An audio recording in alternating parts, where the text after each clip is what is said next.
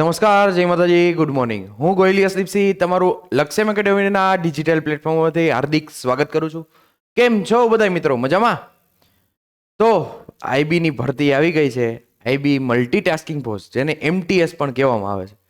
તો તમારા બધા જ વિદ્યાર્થી મિત્રોને કોમન ક્વેશ્ચન્સ હતો કે સાહેબ અભ્યાસક્રમ કઈ રીતનો રહેવાનો છે, શું છે એની એક્ઝામ પેટર્ન ને શું છે સાહેબ જણાવો ને. તો એનું જ સોલ્યુશન લઈને હું આજ તમારી વચ્ચે આવ્યો છું. આખો વિડીયો શાંતિથી જોજો અને વ્યવસ્થિત જોઈ લેજો, એટલે તમને વાંધો ન આવે ને પ્રિપેરેશન વ્યવસ્થિત કરી શકાય.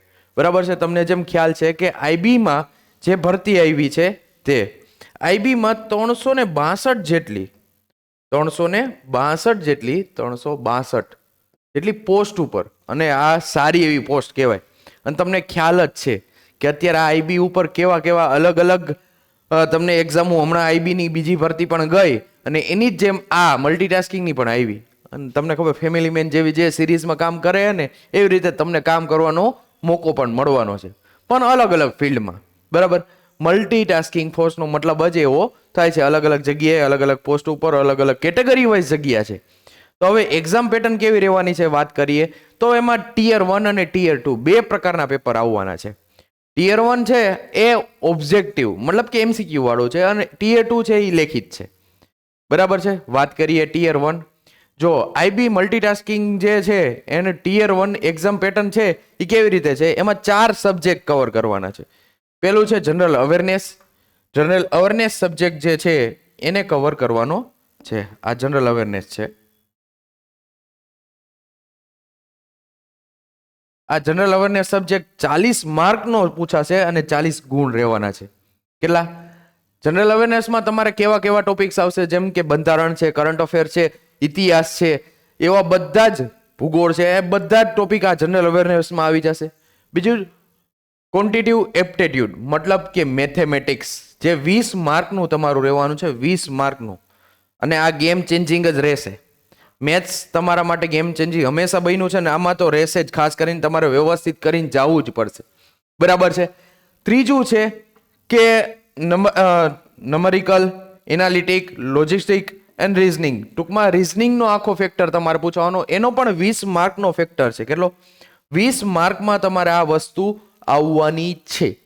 તો આ પણ કરવો મળશે. મતલબ કે મેથ્સ અને રીઝનિંગ થઈ 40 માર્કનું તમારે આવશે, બે ભેગું થઈને 40 માર્કનો તમારો જનરલ અવેરનેસનો સબ્જેક્ટ, અને બાકીના વધ્યા 20 માર્ક ઇંગ્લિશ લેંગ્વેજના છે. આ 20 માર્કનું ઇંગ્લિશ એ તમારે કરવું પડશે. ત્યારે ટોટલ તમારા 100 માર્કનું પેપર પૂરું થશે. આ 100 માર્કનું પેપર તમે કમ્પ્લીટ કરશો એના માટે તમને 60 મિનિટનો ડ્યુરિંગ ટાઈમ, મતલબ 1 કલાકમાં તમારે 100 ક્વેશ્ચનના આન્સર આપવાના. મતલબ કે મેક્સિમમ તમે 40 સેકન્ડ એક ક્વેશ્ચન આપવાનો. મતલબ કે તમારે અહીંયા વધારે ધ્યાન દેવું જ પડશે. એના વગર ઉધાર નથી. જો આ પાસ કરશો તો જ ટિયર 2 દેવા મળશે. એટલે ખાસ ધ્યાન રાખજો. મલ્ટીટાસ્કિંગની જે તૈયારી કરતા હોય ને આ બધું કરવું જ પડશે ને એકેય સબ્જેક્ટ મૂકવા જેવો નથી. મહત્વ ક્યાં દેવાનું, કઈ રીતનું કરવાનું એ પણ કહેતો જાવ છો, એટલે ધ્યાનથી જોજો. તમારે આ રીતે જ તમારે કરવું પડશે. બરાબર છે? ટિયર 2 છે એમાં ઇંગ્લિશ લેંગ્વેજનું જ તમારે આખું પેપર દેવાનું છે, કે એમાં તમને ગ્રામરની મિસ્ટેક ને આ તેન પેરેગ્રાફ રાઇટિંગ ને એ બધી જ વસ્તુ 50 ગુણમાં પૂછવામાં આવશે. એનો ટાઈમ પણ 1 કલાકનો જ આપવામાં આવશે. બરાબર? સેન્ટેન્સ રાઇટિંગ ને એ બધું જ આવશે. તો આ બધી વસ્તુમાં તમારે ધ્યાન રાખવું પડશે. ખાસ કરીને તમારે વ્યવસ્થિત રીતે આ ફેક્ટરમાં ધ્યાન દેવાનું છે. જો ઇંગ્લિશ સારું હોય તમારું તો તમે આ આઈબીની જોબ 100% મેળવી શકશો. તો મૂકતા નહીં. આ તક હાથમાં આવી છે, મૂકવાની થતી નથી. બરાબર છે? તો હવે વધીએ આપણે આગળ. જો તમને આમાં કોઈ પણ જાતનો આની તૈયારી કરવી છે અને કોઈ પણ જાતનો ક્વેશ્ચન છે કે શું છે સાહેબ કઈ રીતનું આગળ વધવું, તો આપણા હેલ્પલાઇન નંબર છે એમાંથી ગમે એમાં કોલ કરી અને તમે આપણી પાસેથી માહિતી મેળવી શકો છો. આપણા જે હેલ્પર ભાઈઓ કે બહેનો છે એ તમને પ્રોપર માહિતગાર કરશે આનાથી.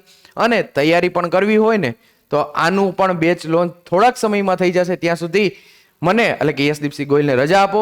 અને જો તમને આ વિડીયો ગમતો હોય તો આને લાઈક અને સબસ્ક્રાઇબ કરી લેવાની જવાબદારી તમારામાં આવશે. મળીએ નવા સેશન સાથે. ત્યાં સુધી મને એટલે કે યશદીપસિંહ ગોહિલને રજા આપો.